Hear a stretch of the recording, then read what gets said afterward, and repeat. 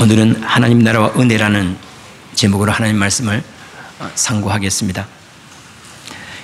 하나님의 나라는 은혜로 들어가고 은혜로 누리고 그리고 은혜의 사람이 되어갑니다.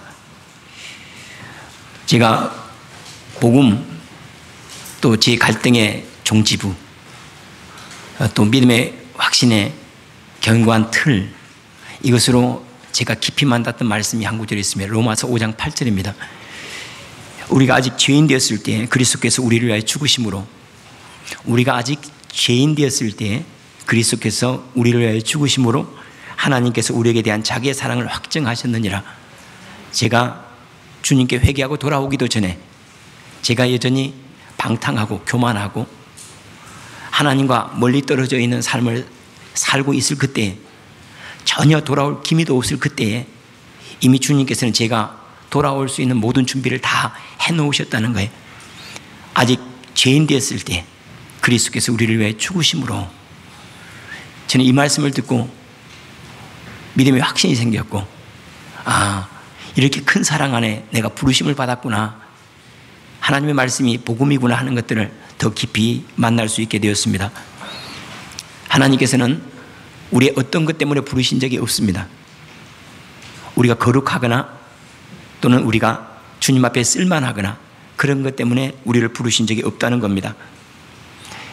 하나님께서 에덴 동산을 만드실 때 모든 것들을 다 만드신 다음에 마지막에 아담과 하와를 그 에덴 동산으로 초청해 드리세요. 아담과 하와는 에덴 동산을 만드는데 하나도 공헌을 하지 않습니다. 다 만들어진 그곳에 초청을 받았을 뿐이에요. 마찬가지로 두 번째 창조이신 예수님 안에서 예수님은 우리를 위해서 모든 걸 다 준비해 놓으신 다음에 그냥 우리를 초청해 드리셨어요. 우리가 예수님의 십자가에 공헌한 것이 없습니다. 예수님이 십자가에 달리실 때 우리가 함께 고통당한 적도 없고 아파한 적도 없습니다. 그것은 마치 아담과 하와가 하나님이 천지를 만드실 때, 그리고 특별히 에덴 동산을 만드실 때 공헌한 것이 없는 것처럼 우리는 예수님의 십자가 그 구원에 공헌한 것이 없습니다. 전폭적으로 하나님이 다 이루어 놓으셨고, 그리고 우리를 다만 그 자리로 초청해 드리신 것, 이것이 구원이라고 합니다. 하나님은 자격이 된 사람을 선택하시고 그들에게 합당한 은혜를 주시는 것이 아니라 먼저 부르시고 합당한 사람으로 만들어 가세요. 만약에 주님께서 우리를 부르실 때 어느 정도의 자격이 갖추어진 사람을 부르셨다면 우리 중에 아무도 주께로 돌아올 사람이 없을 것입니다.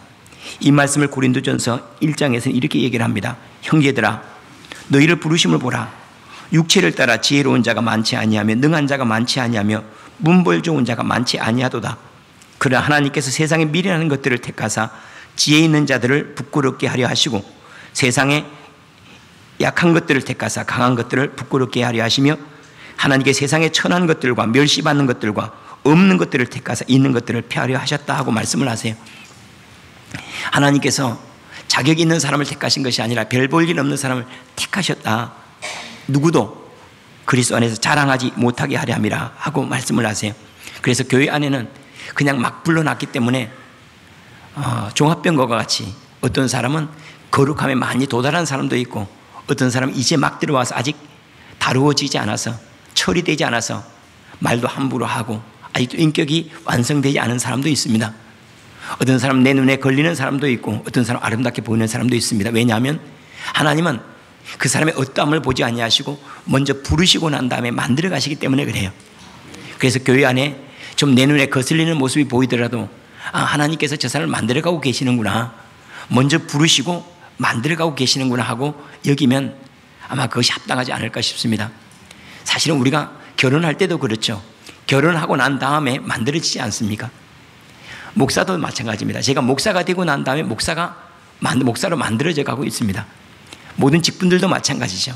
감당할 수 있는 능력이 있어서가 아니라 직분으로 부르신 다음에 그것을 감당할 수 있는 사람으로 만들어지고 구비되어 갑니다. 주님께서 우리를 부르실 때 우리 어떠한 것으로 부르지 않았기 때문에 우리는 은혜로 부르심을 받았다 하고 말하는 겁니다. 마가복음 2장 17절 말씀에 예수님께서 이런 말씀을 하세요. 건강한 자에게는 의사가 쓸데없고 병든 자에게라야 쓸데있느니라. 나는 의인을 부르러 온 것이 아니요 죄인을 부르러 왔노라 그래요. 주님은 의인을 부르러 온 것이 아니라 죄인을 부르러 왔고 병든 자라야 내가 환영하고 기뻐하는 자라 하고 말씀을 하세요. 교회 안에서 이런 사람은 사절입니다. 교회 안에서 은혜 있기를 원하는 사람은 환영한데 은혜를 주려고 하는 사람은 사절입니다. 교회 안에서 빚어지기를 원하는 사람은 환영입니다. 그러나 교회에 무엇인가 공헌을 하고 교회를 빚어내려고 하는 사람은 사절입니다. 교회는 은혜에 있기를 원하는 사람들이 모이는 겁니다. 고침받기를 원하는 사람이 모이는 겁니다. 내가 들어와서 교회가 좀 더 좋아지겠지, 그런 사람이 모이는 것이 아닙니다. 가끔씩 목사님 그분이 오면 우리 교회에 뭔가 큰 도움이 되겠죠, 이런 말하는 분들이 가끔 있습니다. 하나도 도움 안 됩니다. 그런 사람은 데려올 필요도 없습니다. 와서 자기 자신이 고쳐져야 되겠다고 생각하는 사람, 그 인생이 바뀌어져야 된다고 생각하는 사람, 그 사람의 죄인됨이 폭로되어야 된다고 생각하는 그런 사람이 교회에 필요하고, 그런 사람을 교회는 환영한다는 겁니다. 무엇인가 교회에 와서 공헌할 수 있는 사람, 무엇인가 바꿀 수 있는 사람, 그 사람은 교회의 암적인 존재입니다. 이런 사람은 들어오지 않는 것이 좋습니다. 예수님은 그래서 의인을 부르러 온 것이 아니라 죄인을 부르러 왔다. 은혜 있기를 원하는 사람만 교회 안에 필요합니다. 하나님의 나라는 은혜를 아는 사람만 들어오는 거예요. 그리고 은혜 있기를 원하는 사람만 들어오는 겁니다. 은혜를 있기를 원하는 사람은 주님께 차별 두지 아니하신다고 말씀하시기를 유대인이나 헬라인이나 차별이 없습니다. 한 분이신 주께서 모든 사람의 주가 되사 그를 부르는 모든 사람에게 부요하시도다. 주님은 우리 직업에 별로 관심이 없습니다. 주님은 우리의 사업에도 별로 관심 없습니다. 우리는 사회적인 신분에 대해서 주님 관심이 없습니다. 주님이 딱 하나 관심을 갖는데 그건 뭐냐면 내게 은혜 있기를 원하느냐는 거예요. 너는 내 안에서 고침받기를 원하고 치료되고 회복되기를 원하느냐, 그러면 환영이라는 거예요. 내가 내 안에서 나를 위해서 무엇인가 할 것이라고 생각하느냐, 합당하지 않다는 거예요. 주님은 저 돌들로도 아브라함이 자손이 되게 하시는 분입니다. 주님을 위해서 무엇을 하겠다, 그런 말씀 절대 하면 안 됩니다. 하나님 나를 바꾸십시오, 나를 고치십시오, 나는 주님의 은혜가 많이 필요합니다. 이것이 교회에 합당한 성도의 모습이고, 또한 주님은 이러한 사람을 찾고 계신다는 사실입니다. 로마서 3장 24절 말씀에 그리스도 예수 안에 있는 속량으로 말미암아 하나님의 은혜로 값없이 의롭다 하심을 얻은 자 되었다 그래요. 우리는 너무 많이 인생이 일그러져 버렸죠. 너무 많이 망가졌죠. 일그러진 영웅이 돼버린 거예요. 우리 자신의 어떤 한 부분을 고치려면 비용이 너무 많이 들어요. 얼굴을 고치는데 성형비용을 얘기하는 것이 아니라 우리의 인생을 다시 제자리에 돌리려면 비용이 너무 많이 드는데 이것을 감당할 만큼 우리가 재력이 없어요. 우리가 우리의 인생을 되돌려 놓을 만큼 그렇게 능력도 없고 재력도 없고 그렇게 지혜롭지도 않아요. 그래서 우리는 우리 스스로를 구원할 수 있는 능력이 아무것도 없습니다. 그래서 주님께서 우리를 값없이 은혜로 부르셨어요. 우리가 할 수 없으므로, 우리의 능력으로는 감당할 수 없으므로 주님께서 우리 은혜로 부르셨다 하고 말씀을 합니다. 성경에서 보면 많은 선지자들이 있고 사도들이 있지만은 은혜에 대해서 가장 깊이 있게 깨닫고 그리고 그 은혜에 가장 심오한 것을 얘기해낸 사람이 있다면 사도 바울입니다. 많은 사도들도 있지만 사도 바울처럼 주님의 은혜를 깊이 알았던 사람이 없습니다. 왜 그랬을까 살펴보면 사도 바울처럼 치열하게 자기 자신이 하나님 앞에 의롭게 살려고 힘썼던 사람이 없습니다. 대부분의 사람들은 그저 죄인으로 살다가 어부로 살다가 또 때때로는 목자로 살다가 그러다가 주님의 부르심을 받았고 주님의 길을 간 사람들인데 사도 바울은 그런 사람이 아닙니다.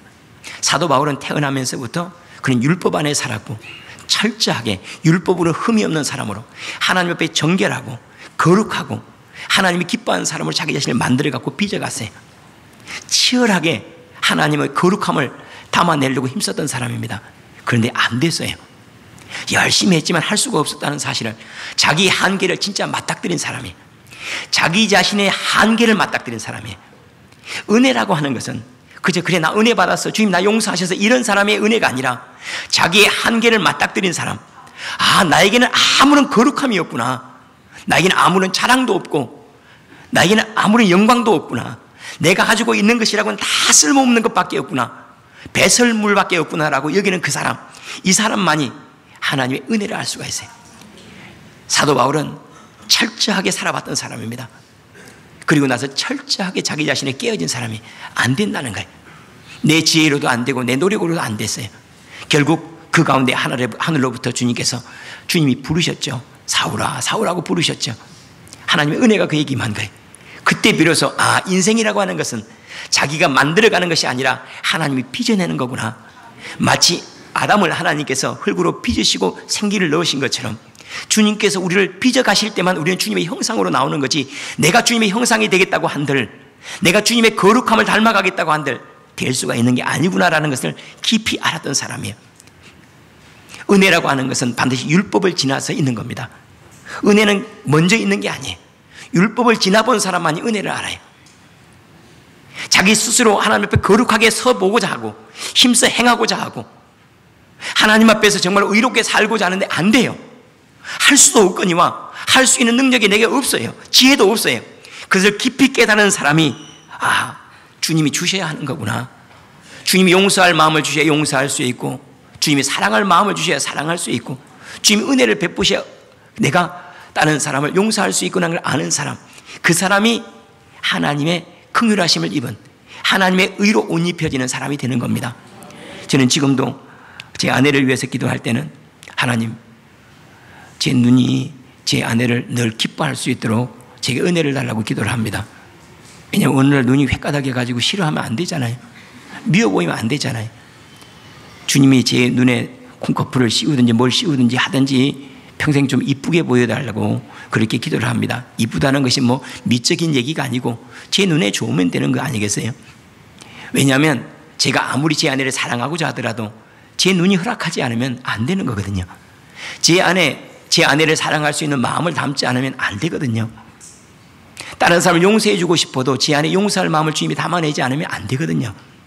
이러면 안 되는데 안 돼 하면서 계속 미워하잖아요. 이러면 안 되는데 하면서 주님과 계속 멀어지잖아요. 주님이 우리 안에 그 마음을 담기 전에 안 되거든요. 힘으로 능으로 되는 것이 아니라 여호와의 신으로 된다는 것을 알기 때문에 힘으로 능으로 열심히 해본 사람만이 이거 아니구나 깨닫는 사람만이 주여 주의 영을 내게 부으소서, 용서할 수 있는 마음을 내게 부으시고 사랑할 수 있는 마음을 흘려보내시기를 원합니다. 이렇게 기도할 수 있는 겁니다. 그리스도의 은혜로 빚어지고 만들어지는 삶이 되어지기를 원합니다. 히브리 4장 16절 말씀에 그러므로 우리는 긍휼하심을 받고 때를 따라 돕는 은혜를 얻기 위하여 은혜의 보좌 앞에 담대히 나아갈 것이니라. 우리가 하나님의 보좌 앞에 나아갈 이유가 다른 게 아니라 은혜를 얻기 위해서 나가래요. 은혜의 보좌 앞에 담대히 나아갈 것이라. 은혜를 얻기 위해서 은혜의 보좌 앞에 나아가는 거래요. 지혜를 얻거나 능력을 얻는 것이 아니라 은혜가 필요한 거예요. 우리의 삶에는. 왜냐하면 우리가 실력이 있으면 경쟁하기 쉽고 지혜가 있으면 교만하기 쉽거든요. 은혜가 있으면 감사와 찬송밖에 없어요. 은혜는 실력보다 탁월합니다. 아무리 실력 있는 종이라도 사랑받는 아들을 이길 수가 없어요. 아무리 그 가정에 일을 잘하고 탁월하고 지혜가 있는 아들, 종이라 할지라도 그 종은 사랑받고 있는 아들을 이길 수가 없어요. 은혜 입은 자를 이길 수 있는 사람은 세상에 아무도 없습니다. 직장 생활을 할 때도 많은 사람이 실력을 키우려고 애를 쓰는 사람들이 있습니다. 사장님한테 은혜 있기를 사모하세요. 할렐루야. 실력 키워봐야 될 수 있는 것이 그렇게 많지 않습니다. 아무리 실력 있는 사람이라도 사장한테 은혜 입은 사람을 이길 수가 없어요. 실력으로 이기는 게 아니에요. 은혜로 하는 거예요. 은혜로. 하나님께서 은혜 주시는 사람을 이길 사람이 아무도 없어요. 세상에 탁월한 자도, 세상에 능력 있는 사람도 하나님께서 돕는 사람을 누가 해야겠습니까? 하나님께 좋다 하는 사람을 누가 그리스도의 사랑에서 끊겠습니까? 그래서 늘 주님 앞에 하나님의 은혜를 제게 주세요. 하나님이 저를 보실 때 늘 불쌍하고 하나님이 꼭 도와주셔야 하고 하나님이 은혜를 베푸셔야 될 사람으로 저를 받아주십시오. 저놈은 내가 내버려도 잘할 것 같아. 자식 키우다 보면 그런 놈이 있죠. 내가 내버려도 잘할 것 같은 애. 그는 부모와 별로 상관이 없어요. 내 부모가 돌아봐야 될 사람이 있어요. 그냥 은혜가 가고 사랑이 가고 긍휼이 가는 사람이 있어요. 이런 사람은 누가 그 부모의 사랑에서 끊을 수가 있겠습니까? 주님은 우리에게 은혜 베풀기를 원하세요. 너무 힘, 지혜, 능력, 세상의 어떠함, 그것을 너무 사랑하지 마세요. 하나님의 은혜 입은 사람은 뭐든지 쉬워집니다. 어렵게 사는 것이 아니라 그냥 평이하게 이루어지고 쉽게 이루어지는 그런 삶을 삽니다. 우리는 은혜라고 하면 이 은혜라는 말이 너무 쉽죠. 은혜라는 말은 여기저기 막 다 씁니다. 그런데 저뿐만 아니라 여러분도 아마 그랬을 것 같아요. 은혜라는 말을 배우는 게 참 시간이 많이 걸려요. 은혜라는 말을 배우는데 한평생 걸리는 것 같아요. 하나님께서 제게 베푸신 그 은혜만큼 제가 주님 제가 은혜 입었습니다라고 말하는 것을 달아본다면 너무 차이가 많이 나는 것 같아요. 주님은 우리를 위해서 생명을 주셨는데 주님 은혜로 구원받았습니다 하는 제 자신은 마음 아파하지 않아요. 주님 십자가에서 나를 위해서 고통당하시고 고난당하셔서 제가 살았습니다. 그러면서도 눈물을 안 흘려요. 참 이상하죠.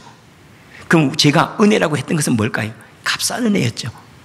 너무 값어치 없이 받은 거예요. 엄마 고마워요 하고 받은 그 용돈 받았던 그 용돈은 용돈에 대한 감사였지 엄마의 수고에 대한 감사가 아니었던 거예요. 부모를 향하여 정말로 저를 키워주셔서 고맙습니다 하고 말할 때 그 고맙습니다 하는 그 말이 부모가 평생 동안 그 아이를 위해서 희생했던 그 무게만큼 될까요? 그만큼 된다면 그 사람은 성숙한 거죠. 그런데 부모님 고맙습니다 하고 말할 때 그 말 한마디는 부모가 고생한 것에 대해 아무것도 아니에요. 진짜 은혜라고 하는 것은 부모의 희생을 다 담아낼 수 있을 만큼 눈물이 펑펑 나고 가슴이 미어지고 엄마 고마워요. 엄마 인생 다 나를 위해서 다 희생하셔서 감사해요 라고 말할 때 가슴이 확 미어질 만큼 돼야지 그때 고맙다는 말은 무게를 갖는 거고 은혜라는 말은 무게를 갖는 거거든요. 근데 우리는 주님 앞에 늘 주님의 은혜입니다. 주님의 은혜입니다고 말하지만은 언제 우리가 눈물을 왈칵 쏟으면서 주님 그때 많이 아프셨지요. 그때 저를 위해서 많이 참으셨지요. 주님 그때 저를 위해서 죽으실 때 모욕당할 때 얼마나 힘드셨습니까?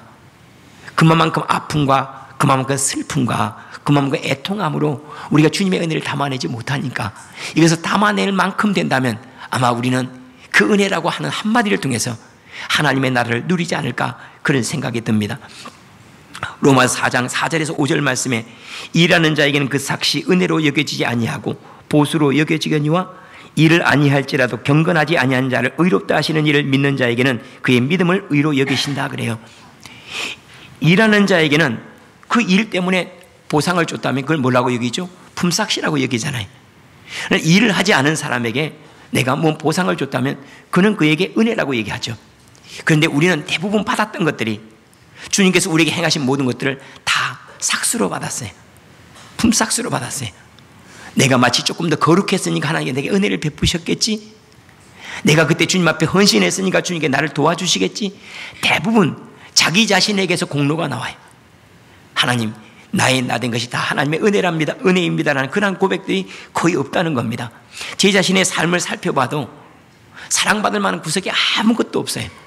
저희 부모님이 저를 사랑해 줘야 될 이유도 없고 우리 성도들이 저를 사랑해 줘야 될 이유도 아무것도 없어요. 그런데도 불구하고 저는 스스로 이 깊은 곳에서 여러분들은 잘 안 보일 거예요. 이 깊은 곳에 그래 내가 목회 잘하니까 사랑받지 그런 마음이 있어요. 그래 내가 설교 잘하니까 은혜 받지 그런 마음들이 이 속에 있다니까요. 얼마나 교만한지 몰라요. 아닙니다. 저는 아무것도 할 수 없어요. 제 말하는 것마다 성도들에게 상처고 제가 목회하는 것마다 성도들에게 울타리가 되지 못하고 그들을 늑대 가운데 인도하는 것 같습니다. 그런 애통함 속에서 주님 은혜입니다. 제가 성도들을 만들어 온 것이 아니라 참 감사해서 은혜입니다. 이런 고백이 제게 거의 없어요. 아마 제가 주님 은혜입니다라고 진짜 은혜입니다라고 고백할 때쯤 되면 아마 제가 주님 나라에서 눈을 뜨지 않을까 그런 생각은 듭니다. 은혜로 나온 사람 한번 생각해 보십시오. 여러분 우리가 진짜 하나님의 은혜로 주님의 용서로 나왔다고 한번 생각해 보십시오. 그 사람은 아마 날마다 찬송하고 날마다 자원해서 주님께 봉사할 거예요.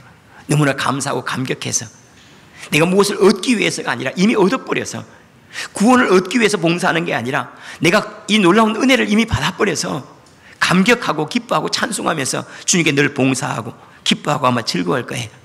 그런데 이미 우리는 이러한 은혜 가운데 초청을 받았다는 사실입니다. 주님은 우리에게 은혜를 베푸셨어요. 우리가 살아가는 우리가 구원받는 문제만 은혜의 문제가 아닙니다. 우리는 은혜하면 죄사함 받는 것만 은혜 이렇게 생각하잖아요. 먹고 사는 것 은혜죠. 숨 쉬는 것 은혜 아닙니까? 원로 목사님 중에 한 분이 유명한 목사님이신데 참 목회를 잘하신 분이에요. 그 목사님이 어느 날 그때 세미나에 오셔서 그런 말씀을 하신 것 같아요. 본인이 나이가 들어서 이제 은퇴하신 다음이니까 나이가 들어서 아침에 일어나면 처음에 하는 게 있대요. 뭐냐면 가만히 누워있다가 손가락을 까닥까닥 해본대요. 손가락을 움직이면 감사합니다. 오늘 하루를 주셔서 살았다는 것을 손가락에서 느낀다는 거예요. 그리고 감사한대요. 우리는 벌떡벌떡 일어나지 않습니까? 우리는 이거 하나 그냥 당연하게 일어난다고 생각하지 않습니까? 우리가 숨 쉬는 것 우리가 하는 겁니까? 아니죠. 우리가 먹는 거 우리가 합니까? 주님께 식성 주셔서 먹는 거지 않습니까? 우리가 다른 사람과 화평하게 지낼 수 있는 주님의 그 마음을 주셔서 하지, 주님께 우리에게 가시덤불을 주시고 엉겅퀴를 주셨다면 우리가 누군가 만나서 화평하겠습니까? 할 수 없죠. 사도 바울은 이 말을 그가 고백하기를 나의 나된 것이 다 하나님의 은혜로 된 것이라 그래요. 고린도서 15장 10절 말씀에 그러나 내가 나된 것은 하나님의 은혜로 된 것이니 내게 주신 그의 은혜가 헛되지 아니하여 내가 모든 사도보다 더 많이 수고하였으나 내가 한 것이 아니 오직 나와 함께 하신 하나님의 은혜라 그래요. 사도 바울은 누구보다 하나님께 헌신했는데 내가 한 거 아니라는 거예요. 제가 한 줄 알았는데 하나님께 나를 써주셔서 감사할 뿐이라 하고 이렇게 말씀을 합니다. 우리는 하나님의 은혜의 세상으로 부르심을, 하나님의 나라는 은혜의 나라예요. 은혜를 입은 사람들만 있는 거고 은혜를 아는 사람들이 살아가는 거예요. 은혜 안에서 하나님의 나라를 누리는 거고 은혜 안에서 하나님의 것들을 받을 수가 있는 하나님의 나라가 곧 은혜의 나라라는 사실입니다. 그런데 이 은혜 안에서 살고 은혜에 깊이 빠져 있다가 보면 우리에게 몇 가지 증상이 나타나는데 그 첫 번째는 우리가 점점 주님을 더 의지한다는 거예요. 점점 주님을 의지하는 부분이 점점 많아져요. 은혜를 아는 사람은 주님을 의지하는 부분이 많아져요. 힘으로 되는 것이 아니구나. 인생이라고 하는 게 능으로 되는 것도 아니구나. 그것을 알기 때문에 내가 아무리 내 자신 지키려고 해도 지킬 수가 없어요. 마음도 지킬 수가 없거니와 이 몸도 지킬 수가 없어요. 우리 건강 지킬 수 없습니다. 어떤 것도 지킬 수가 없습니다. 결국 주님만 더욱 의지하죠.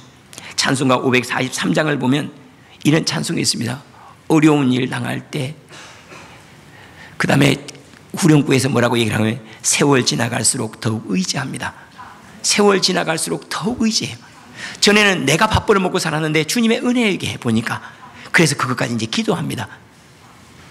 전에는 내가 직장 다녀서 내가 실력 있는 줄 알았어요. 그런데 사람에게 인정받는 것도 이게 은혜예요. 또 그것도 기도할 제목이에요. 그래서 점점 기도 제목이 점점 많아져요. 우리가 믿음 생활이 깊어지면 기도할 제목이 점점 많아지죠. 왜 그러냐면 우리의 무능을 깊이 알아가기 때문에 기도할 제목이 많아요. 왜 기도할 제목이 없는지 압니까? 내 능력이 괜찮다고 생각하니까. 아직도 내 힘으로 할 수 있는 것이 많아서 기도할 게 적은 거예요. 기도할 것이 많은 것은 내 힘으로 할 것이 없어져서 점점 다 기도할 수밖에 없어요. 오늘 만나는 사람들, 행하는 일들, 그리고 우리가 감당하고 있는 사역들, 기도 없이는, 하나님의 은혜 없이는 할 수가 없어서 그래서 엎드려 기도하는 겁니다. 뿐만 아니라 주님으로 채워져야 될 부분이 점점 많아지죠. 점점 주님으로 바뀌어지고 싶은 부분이 점점 많아져요. 점점 내 것이 없어지고 주님으로 바뀌어야 되겠다는 그런 마음들이 더욱 많아져서 점점 주님을 더욱 의지합니다.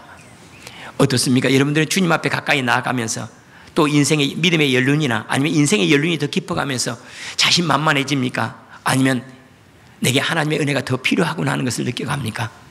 너무나 당연하죠. 예수님을 믿지 않는 사람들도 아마 이런 느낌은 가질 것 같아요. 은혜가 많이 필요하구나, 하늘의 도움이 많이 필요하구나, 그런 생각을 많이 할 것 같아요. 하물며 하나님을 아는 백성들이야 어떻겠습니까? 세월 지나갈수록 주만 의지합니다. 점점 더 주님을 많이 의지하기를 바랍니다. 다 주님과 함께 할 때 안심이 되고, 다 주님께 채우실 때 그 삶이 그냥 악착스럽지 않고 쉽고 온유함과 겸손함이 주어집니다. 뿐만 아니라 은혜의 사람이 되고 나니까 은혜라는 것을 알고 난 다음부터는 감사가 많아져요. 내가 한 것이 아니기 때문에 그래요. 전에는 내가 한 것인 줄 알았는데 내가 한 것이 아무것도 아니에요. 전부 다 주님께서 행하신 일이기 때문에 그래서 감사할 일들이 점점 많아지죠. 다른 말로 하면 자랑할 일이 없어져요. 처음 예수 믿으면 간증하는 것도 막 자기 자랑이에요. 내가 주님의 이름으로 무엇을 했고 주님의 이름으로. 그런데 나중에 간증을 하면 할수록 약한 부분을 자꾸 얘기합니다. 나는 이것도 못합니다. 나는 저것도 못합니다. 그런데 하나님께 여기까지 오게 하셨습니다. 이것이 믿음 안에서 바르게 성숙하는 성도들의 모습입니다. 여기에 누구를 향하여 비판함이 있겠습니까? 여기에 누구를 향하여서 가시돋친 말이 있겠습니까? 내가 은혜를 입어서 여기까지 왔는데 내가 누구를 책망하고 내가 누구를 넘어뜨리겠습니까?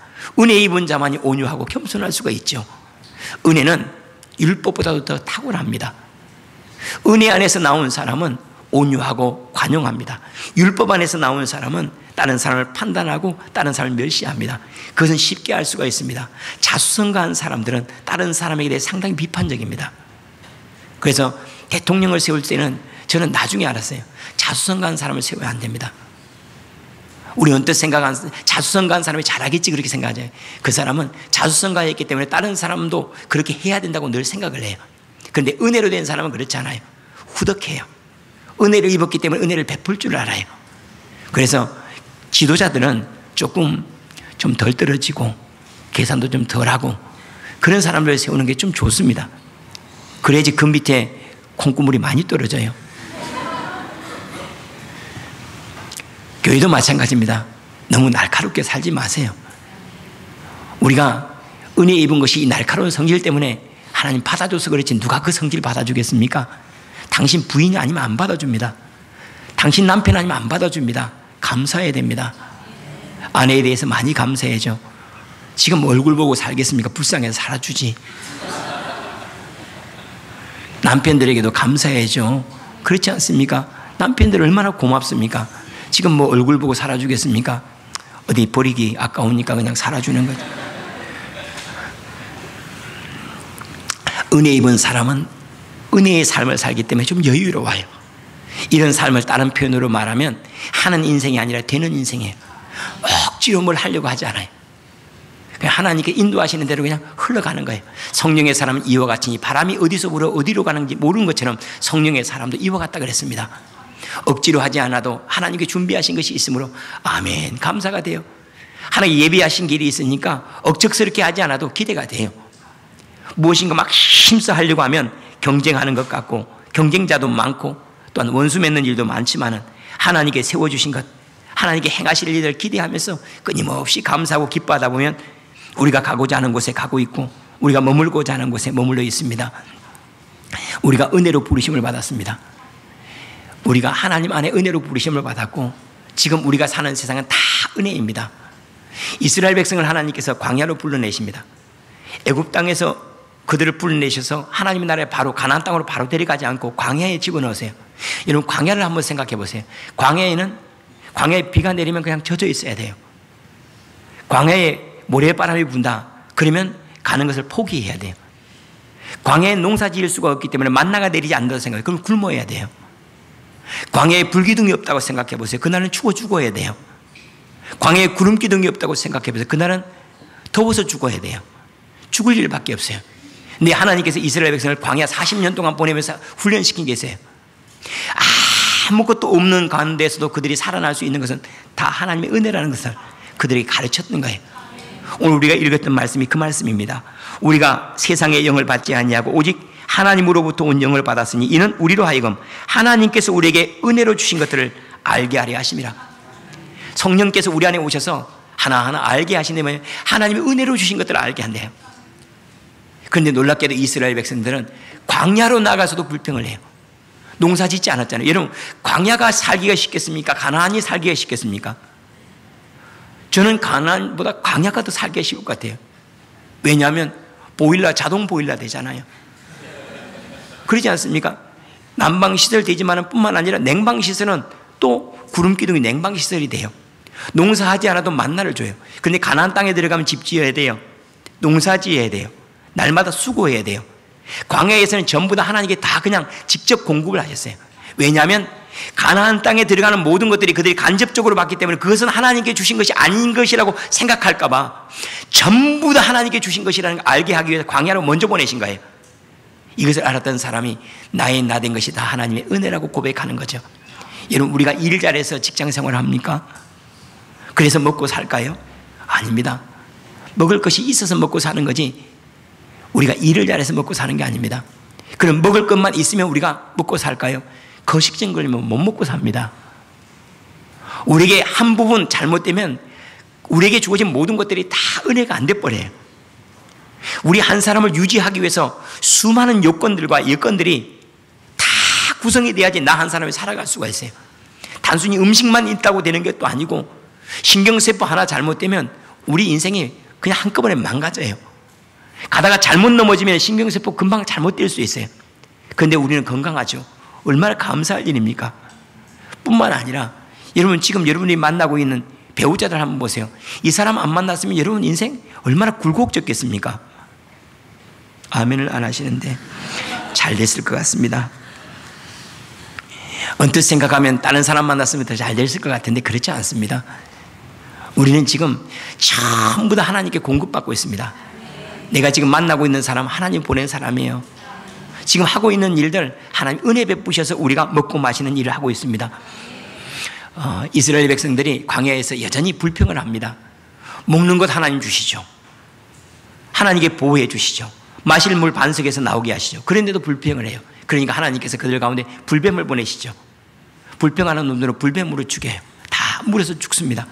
그때 이스라엘 백성이 잘못했다고 우리를 위해서 우리를 대신하여 기도해 달라고 모세에게 요청할 때 모세가 하나님께 기도하니까 하나님께서 저 불뱀의 모양으로 노수로 만들어서 장대 위에 달라 그래요. 노뱀을 만든 거예요. 그것을 보는 자가 살리라 그래요. 그것을 봤습니다. 살았습니다. 은혜라고 하는 건 그런 거예요. 은혜라고 하는 것은 예수님을 가만히 쳐다보는 겁니다. 가만히 쳐다보다 보면 내 안에 미움이 없어져요. 왜냐하면 주님께서 그 십자가 위에서 행하신 일을 보는데 내가 누구를 미워해요? 우리 막 억울하다고 내 인생 억울합니다 그러죠. 십자가 안 보니까 그렇죠. 십자가 한번 쳐다보세요. 그분은 얼마나 억울했는데 억울하다고 말씀하지 않아요. 그러면 그분이 내게 베푸시는 그 은혜로 용서가 돼요. 주님께서 내게 베푸시는 그 은혜가 점점 흘러와요. 노뱀이신 그리스도를 많이 바라보시길 바랍니다. 주님을 바라보세요. 믿음의 주에 온전케 하시는 이인 예수를 바라봐야 됩니다. 그러면 사람들을 용납해 줄 힘이 있고 용서해 줄 마음들이 있어요. 부모의 일그러진 얼굴을 보는 자식들은 절대로 싸우는 법이 없습니다. 부모의 일그러진 얼굴을 보지 않기 때문에 형제간에 싸움이 있는 거예요. 왜 교회에 싸움이 있을까요? 십자가 안 쳐다보니까 싸우죠. 십자가 안 쳐다보니까 싸우죠. 부모가 키우려고 고생한 그 얼굴을 안 쳐다보니까, 부모가 그를 키우기 위해서 수고한 그 거칠어진 손을 안 쳐다보니까 자식들 간에 싸우죠. 십자가의 은혜를 우리가 잃어버리니까 교회가 싸우는 거예요. 은혜를 망각하는 거예요. 우리가 때때로 교회 생활하다가 은혜가 상실되어서 불평과 원망이 나올 때가 있습니다. 언제냐면 우리 출신을 잃어버렸을 때, 우리 출신을 잃어버렸을 때 은혜가 되지 못해요. 우리가 온 자리가 어딥니까? 우리가 거룩해서 왔습니까? 아니에요. 여러분이 교회에 처음 발을 디뎠을 때 할렐루야 이제는 내가 주님을 믿을 때입니다. 혹시 그렇게 오신 분들이 있어요? 다시 나갔다가 다시 들어오셔야 됩니다. 그렇지 않습니다. 비참했죠. 하나님 은혜가 많이 필요했죠. 정말로 성전에 들어올 때마다 은혜가 됐지 않습니까? 우리가 처음 주님을 만났을 때 우리는 우리의 죽음 때문에, 죄 때문에 얼마나 마음 아파하고 힘들어했습니까? 그때 그 자리에서 우리가 구원함을 얻었고 은혜를 입었어요. 그 자리를 잃어버리면 안 됩니다. 혹시 부부간에 다투거나 좋지 않으면 결혼할 때 그 자리로 다시 돌아가서 리웨딩을 할 필요가 있어요. 다시 제주도를 가든지 북옥 하와이를 가든지 다시 다녀오세요. 그 사람 없었으면 평생 혼자 살았던 사람이요. 우리가 어디에서 태어났는지를 알아야 됩니다. 주님께서 우리를 언제 부르셨죠? 별 볼 일 없는 자리에 부르셨어요. 자랑할 것도 없고 다른 사람이 내놓을 것도 없고, 그리고 구원의 가능성, 열망이 전혀 없을 그때에 주님께서 우리를 부르셨습니다. 이것을 잊어버리면 안 됩니다. 우리는 하나님의 은혜 안에 부르심을 받았습니다. 하나님 우리 아무것도 안 보세요. 다만 하나 보기를 원하세요. 너 내게 은혜 있기를 원해? 너 내가 도와주기를 원하니? 내가 너 고쳐주기를 원하니? 내가 너 바꿔주기를 원해? 예, 저는 그걸 원해요. 저는 주님 앞에 자랑하려고 온 것도 아니고 은혜 입으려고 왔죠. 죄인을 위해서 왔고 의사가 병든 자를 위해서 있는 것처럼 주님은 우리의 그런 모습을 원하세요. 주님, 나는 주님으로 만들어진 인생 되고 싶습니다. 나는 인생의 실패를 완전히 경험해 봤고 나의 나된 것으로는 나는 나로 말미암아는 아무것도 얻을 수가 없습니다. 나는 주님의 은혜 아니면 아무것도 얻을 수가 없는 존재입니다 라고 고백할 때, 그때 아마 잃어버렸던 은혜들이 다시 회복이 될 거예요. 너무 믿음 생활할 때 꼿꼿하게 하지 마세요. 믿음 생활 오래 했다고 꼿꼿하지도 말고, 그리고 딱딱하게 굳어있지도 마세요. 주님이 그냥 흙을 빚으시는 대로 아담이 나온 것처럼 주님이 빚으시는 대로 좀 주님이 회개하라 그러면 알겠습니다, 죄송해요 하고 말하고, 주님께 화해하라 그러면 미안해 집사님, 내가 잘못했지, 그리고 그냥 잊어버리고. 여러분들이 그거 안 잊어버리면 나중에 주님께 일부러 잊어버리기 위해서 치매를 주세요. 치매 걸릴래요? 화해할래요? 아마 화해하는 게 훨씬 낫지 않겠습니까? 좀 마음을 좀 이렇게 좀 여유를 갖고, 땅이 생명을 얻으려면은 흙에서는 생명을 얻지만 시멘트 바닥에서 어떤 거 잘하지 않아요. 우리 마음이 너무 굳어 있으면 하나님의 은혜가 되지를 못해요. 그저 주님께서 행하신 그대로 감받아 아멘, 그대로 말씀하신 그대로 되니라 하는 것처럼 그냥 받고 그대로 되어지고 받고 아멘 하고 좀 쉽게 만들어지기를 원합니다. 교회 안에서 교회 생활도 마찬가지요. 막 똑 부러지게 하려고 하지 마세요. 그냥 시키는 거나 잘하겠다 생각하고 아멘 하세요. 그냥 청소 좀 해주시겠습니까? 아멘 하고 하다 보면 청소하다가 주님 만난 사람 많습니다. 시키다가는 주님을 만나는 경우가 거의 없지만은 청소하다가는 만나는 경우가 많아요. 그런데 나는 뭐 해서 다 바빠요. 어제는 경건에 대한 말씀을 했습니다. 경건이라고 하는 것은 나를 교회에 맞추는 것이 경건이지, 교회의 삶을 나에게 맞추면 경건이 안 돼요. 훈련이 안 돼요. 여러분이 원하는 대로 빠졌다가 들어갔다가 하면 여러분 훈련 하나도 안 됩니다. 훈련하는데 여러분의 여건대로 한다고 생각해요. 뭔가 성숙함이 있겠습니까? 없죠.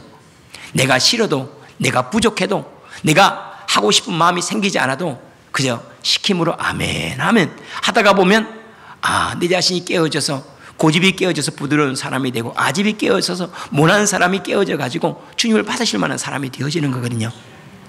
좀 은혜를 좀 받을 만한 사람이 되기를 바라고, 또한 좀 은혜로운 사람이 되기를 바랍니다. 볼 때 좀 사람이 좀 은혜스러워해져요. 저 사람이 자기 능력으로 온 사람이 아니라 하나님의 은혜로 된 사람이구나. 자격은 없지만 하나님께 저를 만들어 빚었구나.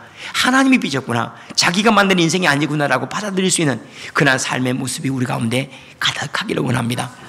그리고 억지로 일부러 막 하지 마세요. 조금 기다렸다 갈 줄도 알고, 사업이 막히면 그러면 그냥 엎드리세요. 그리고 주님께 은혜를 구하세요. 하나님께 주시고자 하는 것들을 좀 마음에 충분하게 채우면 그러면 막혀있는지 열린 때가 참 많습니다. 왜냐하면 하나님은 먼저 나를 해결할 때가 있어요. 사업을 해결하기 전에 나를 먼저 해결하고 난 다음에 일을 해결하는 경우가 많기 때문에 그래요. 그래서 먼저 우리 안에 하나님의 은혜가 충만하게 있으면 벌써 얼굴이 은혜스러운데 누가 거래하지 않겠습니까? 얼굴이 은혜스러운데 누가 멀리하겠습니까? 마음이 은혜스러운데 되어지는 모든 일이 왜 지혜롭지 않겠습니까? 우리 마음이 굳어 있으니까 은혜가 나타나지 않는 거고 지혜가 표출되지 않는 거죠. 그리스도 안에서 좀 이렇게 좀 단추도 좀 이렇게 좀 하나 좀 풀고, 죄송합니다. 좀 이렇게 좀 뭐라고 해야죠? 좀 무장해제하고 좀 사세요. 옆에 분하고 인사 나눌 때도 좀 각듯이 이렇게 뭐 좀 체면치레 하지 말고 좀 뭔가 좀 거시기하게 좀 하세요. 좀 할렐루야. 성령께서 우리 안에 오셔서 은혜를 알게 하시면 그래요. 은혜가 많아지면 감사가 많고, 은혜가 많으면 자원하는 게 많아요. 여러분, 억지로 시킨 교회가 잘 되겠습니까? 자원하는 교회가 잘 되겠습니까? 그럴 것 같은데 억지로 시킨 교회 잘 돼요. 참 묘하죠. 참 이상해요. 왜냐하면 은혜를 헛되이 받기 때문에 그래요. 맞죠? 은혜로 나온 사람이 더 아름다워야 되고 더 존귀해야죠. 정말로 예수님의 무게만큼만 우리가 은혜로 받고 예수님의 십자가의 그 고통만큼만 은혜로 받는다면 이 세상에 감사하지 못할 게 어디 있겠습니까? 용서하지 못할 일이 어디 있겠습니까? 우리가 주님이 주신 은혜를 헛되이 받아서 힘든 거지. 좀 무장해제하고 주님 감사해요. 나는 주님의 은혜 있기를 원합니다. 힘으로 능으로 되지 아니하고 여호와의 신으로 되느니라. 우리의 삶이 하늘이 비를 내린 즉 싹을 내고 이삭을 내고 줄기가 되고 꽃을 피는 그러한 삶이 되어지기를 축원합니다. 기도하겠습니다. 주님, 더욱 주님 의지합니다. 세월 지나갈수록 더욱 주님 의지합니다. 전에는 내가 한 줄 알았는데 지나고 보니까 하나님의 은혜였습니다. 전에는 제가 제 자신을 지킨 줄 알았는데 주님이 지키셨습니다. 제 건강 때문에 제가 살아온 줄 알았는데 주님의 은혜로 살아왔고, 제 의 때문에 제가 안전한 줄 알았는데 주님의 의 때문에 제가 하나님의 나라를 얻게 되었습니다. 점점 감사가 많고 자원하는 것이 많으며 주님께 내어 맡기는 것이 많아 하나님의 은혜의 나라가 점점 충만하게 채워지기를 원합니다. 은혜로 들어갔으면 끝까지 은혜를 누리게 하시고 은혜로 시작했으면 끝까지 은혜의 사람이 될 수 있도록 붙들어 역사하셔서 감사와 기쁨이 쇠하여지지 않도록 날마다 새로운 감사로 날마다 새로운 기쁨으로 우리를 가득하게 하여 주옵소서. 예수님 이름으로 기도하옵나이다. 아멘.